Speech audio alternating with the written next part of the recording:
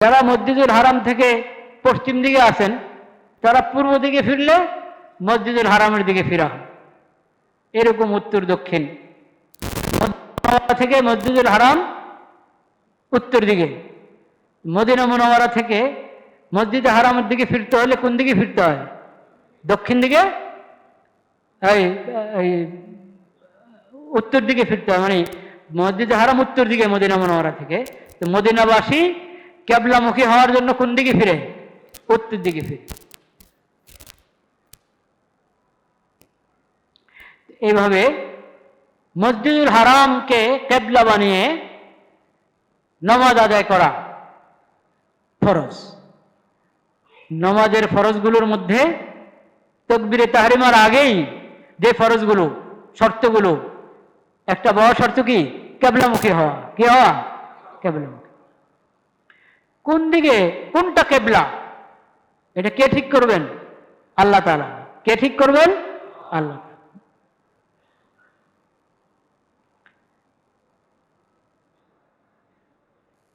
ইসলামের প্রথম কেবলা মসজিদে হারাম, বাইতুল্লাহ। মাঝে একটা সময় এরকম অতিবাহিত হয়েছে যে মসজিদুল আকসা, বাইতুল মকদিসকে আল্লাহ তাআলা কি বানিয়ে দিয়েছেন? আল্লাহর ইচ্ছা, আল্লাহর ইচ্ছা।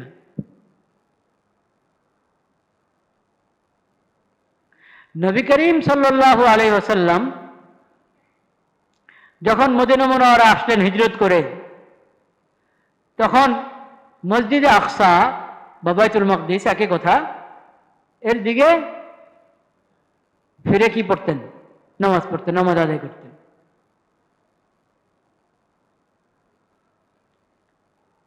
কিতাবী যারা ইহুদি এবং কি নাসারা, খ্রিস্টান, তারাও বাইতুল মকদিসকে কি মনে করে? কেবলা মনে করে। নামাজের মধ্যে, ইবাদতের মধ্যে তাদের কেবলাও বাইতুল মকদিস। 16-17 মাস নবী করিম সাল্লাল্লাহু আলাইহি সাল্লাম বাইতুল মকদিসের দিকে ফিরে নামাজ পড়লেন। কোথায়? মদিনা মুনাওয়ারা যখন আসলেন। কার হুকুমে? আল্লাহর হুকুম। এরপর আল্লাহ তাআলা নতুন বিধান দিলেন যে এখন থেকে মসজিদে হারামকে কেবলা মানো। এখন থেকে মসজিদে হারামকে কি করো? কেবলা হিসেবে গ্রহণ করো। মসজিদে হারামের দিকে ফিরে নামাজ আদায় করো।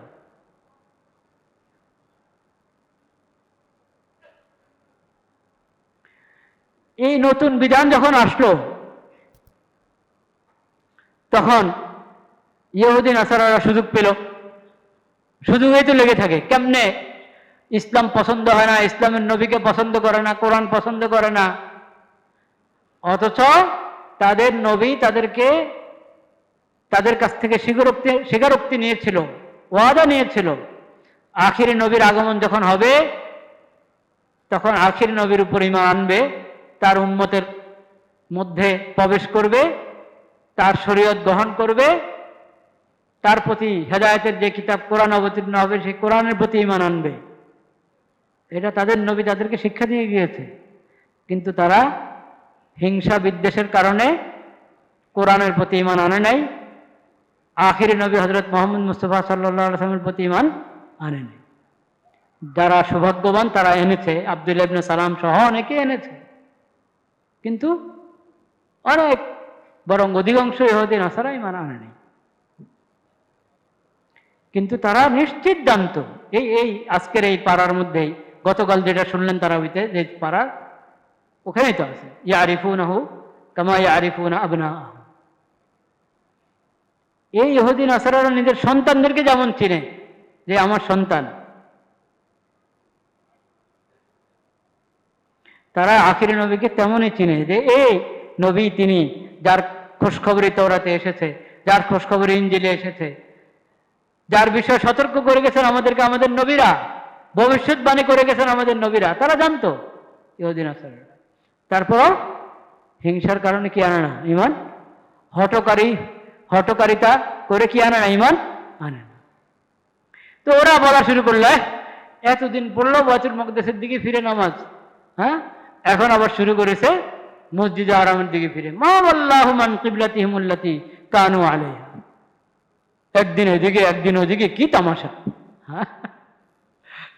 আল্লাহ রাব্বুল আলামিন বলেন যে কেবলার বিধান তো আমি নতুন বিধান দিয়ে দিলাম, এখন থেকে আর মসজিদে আকসা কেবলা নয়, এখন থেকে কেবলা কি? মসজিদে হারাম।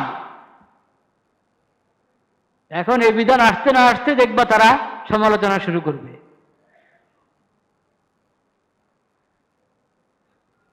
এই নির্বোধ লোকেরা সমালোচনা। আসুফাহা, আসুফাহা শব্দ কোরআনে আল্লাহ বলেছেন, আল্লাহ তো বলতেই পারেন।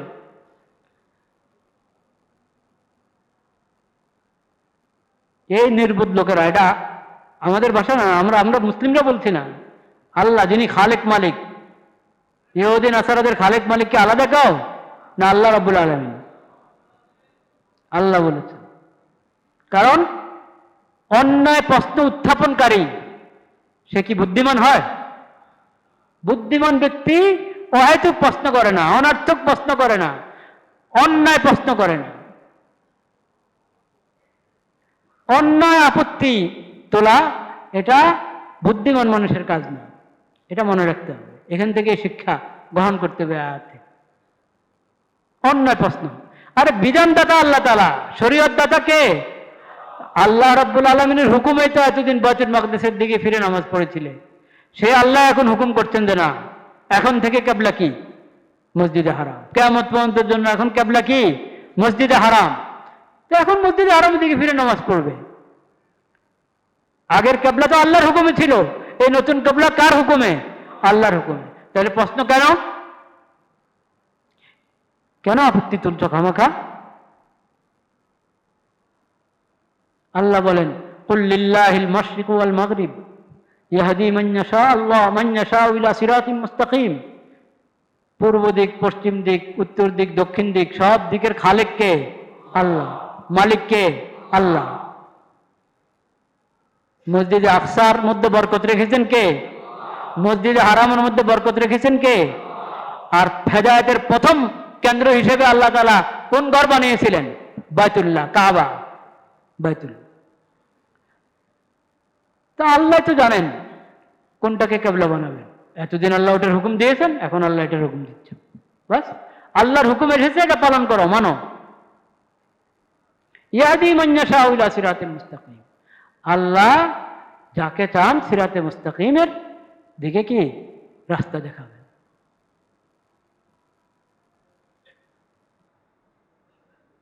ওয়াকাযালিকা জাআলনাকুম উম্মাতান ওয়াসাতান লিতাকুনু শুহাদা আলান নাস ওয়া ইয়াকুনার রাসূলু আলাইকুম শাহীদা। এটা উম্মতে মুহাম্মাদিয়ার বড় ফজিলত বর্ণনা করা হলো আয়াতের এই অংশে। এরপরে বলা হচ্ছে, ওমা জাআলনাল কিবলাতাল্লাতী কুনতা আলাইহা ইল্লা লিনা'লামা মান ইয়াত্তাবি'ুর রাসূলা মিম্মান ইয়ানকালিবু আলা আকিবাইহি। এতদিন যে কিবলা, হে নবী, আপনি এতদিন যে কিবলার দিকে ফিরে নামাজ পড়েছিলেন, সেই বিধান যে আমি দিয়েছি, কেন দিয়েছিলাম? আবার সেই বিধান পরিবর্তন করে এখন নতুন বিধান দিলাম যে এখন থেকে কিয়ামত পর্যন্তের জন্য কিবলা কি? মসজিদে হারাম। এটা কেন? ইল্লা লিনা'লামা মান ইয়াত্তাবি'ুর রাসূলা মিম্মান ইয়ানকালিবু আলা আকিবাইহি। এটা হলো আমার পক্ষ থেকে পরীক্ষা। আল্লাহ বলছেন, এটা কার পরীক্ষা? আল্লাহর পক্ষ থেকে পরীক্ষা। কে রাসূলের কথা শুনে, কে রাসূলের কথা শুনে না, বাস এই পরীক্ষা।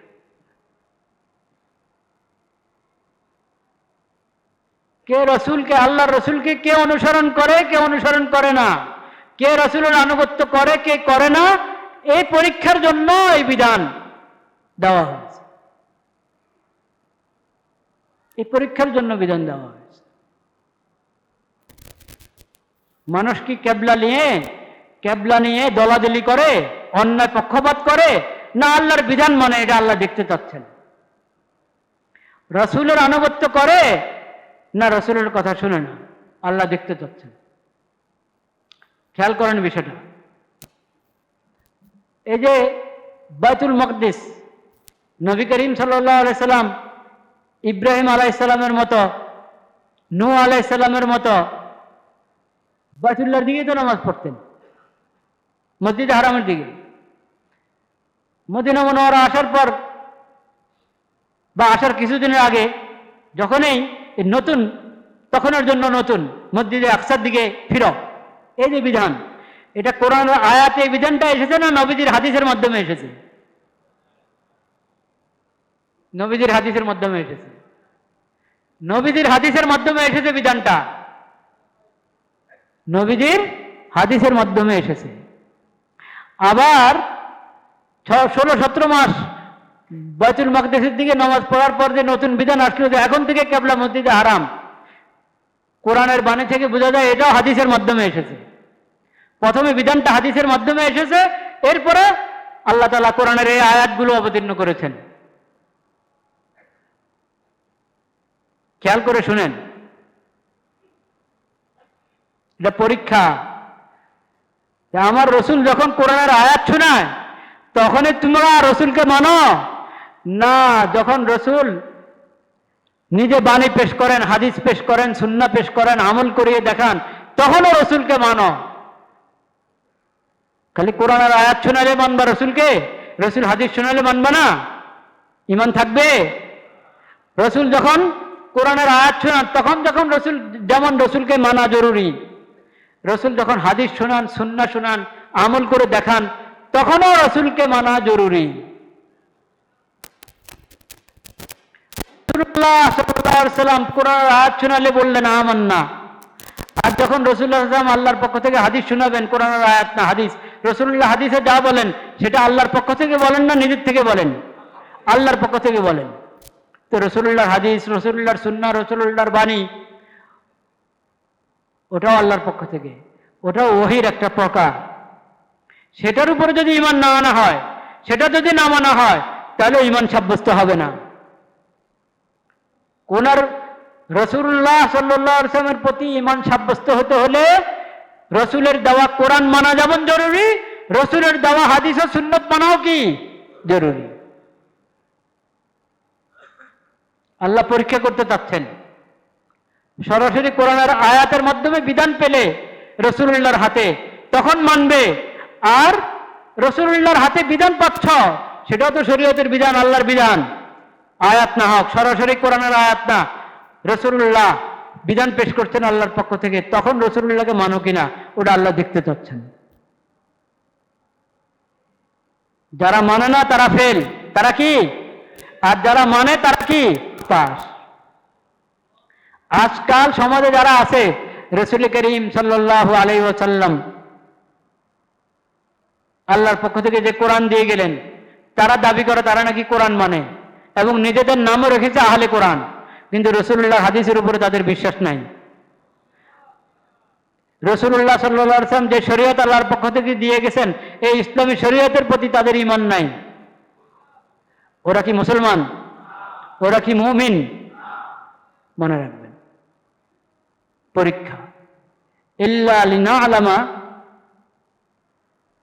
লিনা'লামা মান ইয়াত্তাবি'ুর রাসূলা মিম্মান ইয়ানকালিবু আলা আকিবাইহি। পরীক্ষা অনেক দিক থেকে পরীক্ষা। একটা দিক বলা হলো, আরেকটা দিক রাসূলুল্লাহ সাল্লাল্লাহু আলাইহি ওয়াসাল্লামের প্রতি ঈমান আনলেন যে সাহাবায়ে কেরাম, তাদের জন্য পরীক্ষা। কিন্তু আল্লাহর রাসূলের সাহাবীগণ সব পরীক্ষায় পাশ করেছেন কিনা? পাশ করেছে, সব পরীক্ষা পাশ করেছে। সেজন্য সাহাবায়ে কেরাম মেয়ারে হক, সেজন্য সাহাবায়ে কেরাম কি? মেয়ারে হক। পরীক্ষা।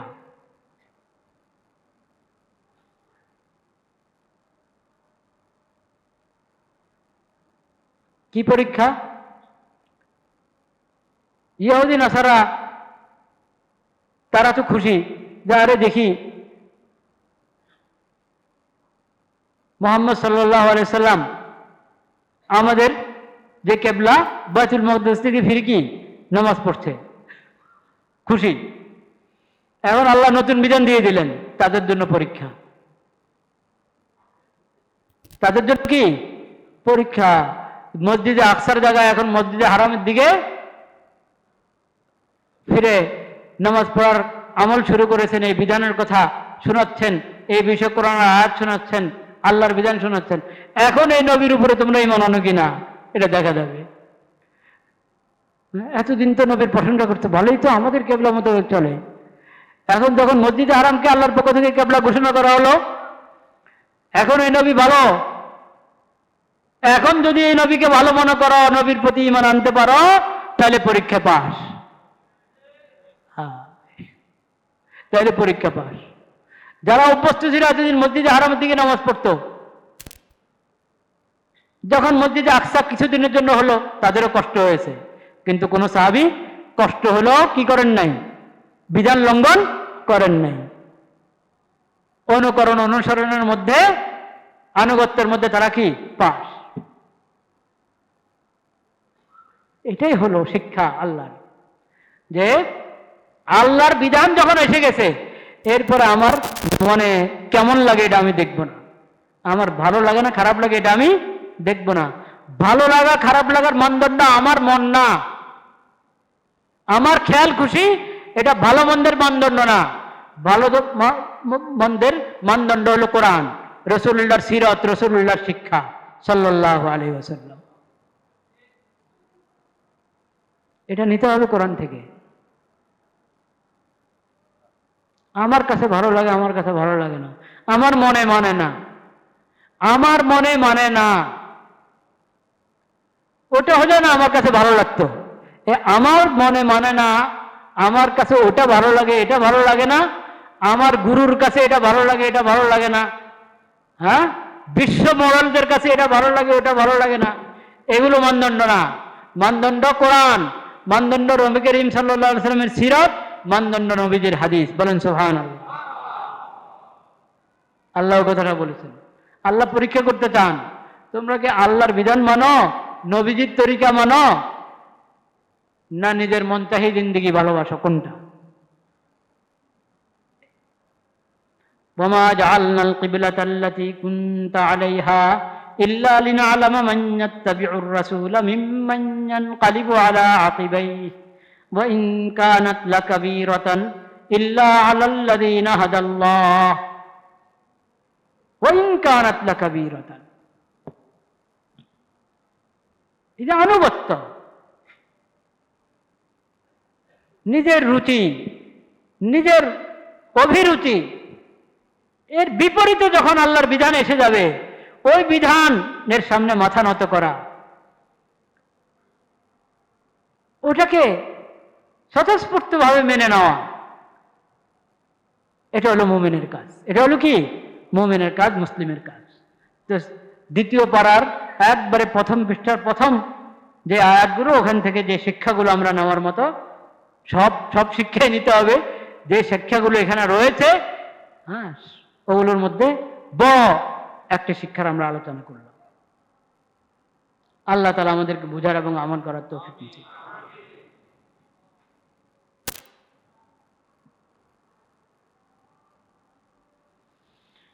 লা ইলাহা ইল্লাল্লাহ। দ্বিতীয় পৃষ্ঠার একটি আয়াত পড়ি। ফাযকুরুনি আযকুরকুম ওয়াশকুরু লি ওয়ালা তাকফুরুন কামা আরসালনা ফীকুম রাসূলাম মিনকুম ইয়াতলু আলাইকুম আয়াতিনা ওয়া ইউযাক্কিকুম ওয়া ইউআল্লিমুকুমুল কিতাবা ওয়াল হিকমাহ ওয়া ইউআল্লিমুকুম মা লাম তাকুনু তা'লামুন ফাযকুরুনি আযকুরকুম ওয়াশকুরু লি ওয়ালা তাকফুরুন ইয়া আইয়ুহাল্লাযীনা আমানু ইসতাঈনু বিস-সাবরি ওয়াস-সালাহ ইন্নাল্লাহা মা'আস-সাবিরিন ولا تقولوا لمن يقتل في سبيل الله أموات بل أحياء ولكن لا تشعرون। আল্লাহ রাব্বুল আলামিন আল্লাহর বান্দাদের প্রতি, এই উম্মতের প্রতি, আখিরি উম্মতের প্রতি অনেক নেয়ামত দান করেছেন। আল্লাহ তাআলা অনেক অনুগ্রহ করেছেন। বড় কয়েকটি অনুগ্রহের আল্লাহ আলোচনা করেছেন এখানে। দেখো, আল্লাহ তাআলা তোমাদের হেদায়েতের জন্য রাসূল পাঠিয়েছেন। কে তিনি? আখিরি নবী হযরত মুহাম্মদ মুস্তাফা সাল্লাল্লাহু আলাইহি ওয়াসাল্লাম, যিনি তোমাদেরকে আল্লাহ তাআলার নিদর্শন শুনিয়ে থাকেন, আল্লাহর কোরআনের আয়াত তেলাওয়াত করে শোনান, তোমাদেরকে কুফর থেকে, শিরিক থেকে, গুনাহ থেকে, পাপাচার থেকে, অন্তর্জগতের সমস্ত ময়লা এবং ব্যাধি থেকে পবিত্র করে থাকেন। তোমাদেরকে আল্লাহর কোরআন শিখিয়ে থাকেন, আল্লাহর বিধিবিধান শিখিয়ে থাকেন, হিকমা শিখিয়ে থাকেন, এবং তোমরা যা জানতে না এমন অনেক কিছু এই কোরআনের মাধ্যমে, এই নবীর মাধ্যমে, এই রসুলের মাধ্যমে আল্লাহ তাআলা তোমাদেরকে শিখিয়েছেন, শিখাচ্ছেন। এগুলো আল্লাহর নেয়ামত কিনা? হ্যাঁ, আল্লাহর নেয়ামত। তো এই নেয়ামতের শুকর আদায় করতে হবে না? তা আল্লাহ বলেন ফাজকুরুনি আযকুরকুম, তোমরা আমাকে স্মরণ করো। এত নেয়ামত তোমাদেরকে দান করা হলো, এবং এই কোরআনের মাধ্যমে, এই সুন্নাহ এবং হাদিসের মাধ্যমে, শরীয়তের মাধ্যমে তোমাদেরকে তো আল্লাহর জিকির করার পদ্ধতিও শেখানো হয়েছে। তো আল্লাহর জিকির আদায় করো, জিকির করো। আযকুরকুম, জিকির করলে এটার সবচেয়ে বড় ফল কি? সবচেয়ে বড় ফল, তুমি আল্লাহর জিকির করবা, আল্লাহ তোমাকে স্মরণ করবেন। তুমি আল্লাহর জিকির করবা, আল্লাহ তোমাকে কি করবেন? স্মরণ করবেন। আমরা সাধারণ নাখান্দা নালায়েক, হ্যাঁ, আল্লাহ আমাদেরকে স্মরণ করবেন। আমি বলবো সুবহানাল্লাহ, আল্লাহ বলবেন দেখো আমার বান্দা আমার পবিত্রতা বর্ণনা করছে। আমি বলবো আলহামদুলিল্লাহ, আল্লাহ বলবেন দেখো, ফেরেশতাদেরকে বলবেন দেখো আমার বান্দা আমার প্রশংসা করছে, আমার শুকর আদায় করছে। আমি বলবো আল্লাহু আকবার, আল্লাহ বলবেন দেখো আমার বান্দা আমার মাহাত্ম্য বর্ণনা করছে।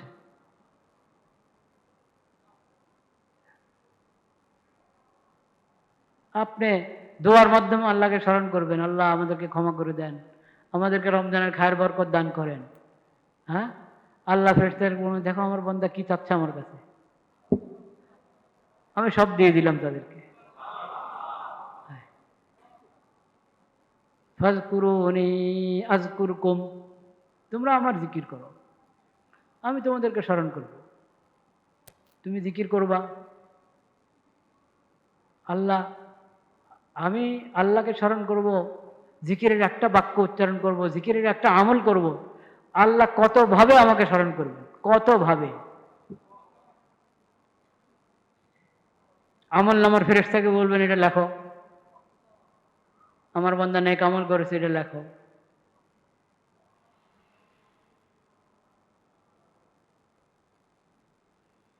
এক এক কাজে আল্লাহ তাআলার ফেরেশতা নিয়োজিত করে রেখেছেন। আল্লাহ ফেরেশতার মোহতাজ না, আল্লাহ ফেরেশতার কিনা মুখাফিক কিনা, কিন্তু আল্লাহর হিকমত আল্লাহ জানেন, আল্লাহর কাজের রহস্য আল্লাহ জানেন।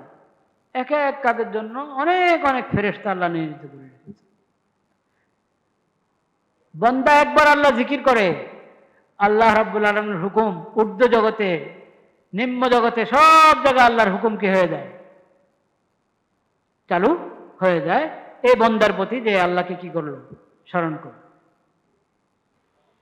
ফাজকুরুনি আযকুরকুম, তোমরা আমার জিকির করো। সবচেয়ে বড় জিকির নামাজ, এরপরে জিকির কোরআন তেলাওয়াত। আর এগুলো তো এমন সহজ জিকির, সবসময় করতে পারি, চলতে ফিরতে, উঠতে বসতে, শুয়ে আসি, ঘুম আসতে যতক্ষণ 5-10 মিনিট তো লেগেই যায়, 3-4 মিনিট তো লেগেই যায়। খুব কম মানুষ আছে মাথা বালিশ রাখা শুরু করলে চোখ বন্ধ হয়ে যায়। ওটাও আল্লাহর নেয়ামত। ওটা কার নেয়ামত? আল্লাহর নেয়ামত। জিকির করতে থাকি, যতক্ষণ আমি জিকিরে থাকবো আল্লাহর রহমত আমার সঙ্গে, আল্লাহর রহমত আমার সঙ্গে। হ্যাঁ, ফাজকুরুনি আযকুরকুম, জিকিরের এর চেয়ে বড় ফজিলত আর কি চাই আমরা? আছে অনেক ফজিলত। যদি এখানে এমন হতো যে তোমরা জিকির করো আমি সওয়াব দিব, কথা সওয়াব তো দিবেন আল্লাহ তাআলা, কিন্তু ওটা বলেন না এখানে। আযকুরকুম, তুমি আমার জিকির করো, আমি তোমাকে স্মরণ করব। এটা সাধারণ সওয়াবের থেকে অনেক ঊর্ধ্বের কথা কিনা? এই একটা কথা যদি চিন্তা করি, তাহলে জিকিরের ব্যাপারে আমরা গাফলতি করতে পারি? তাহলে জিকিরের ব্যাপারে কোনো গাফলতি করব না। 5 ওয়াক্ত নামাজ, এটা তো ফরজ জিকির, ফরজ।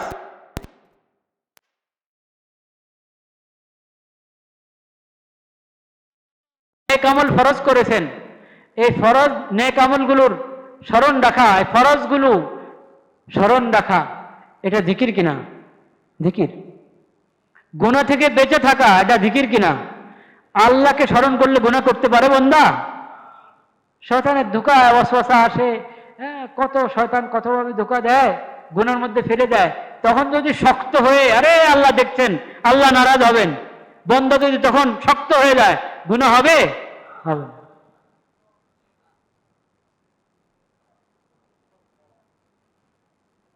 এই 3 প্রকারের ফরজ জিকির।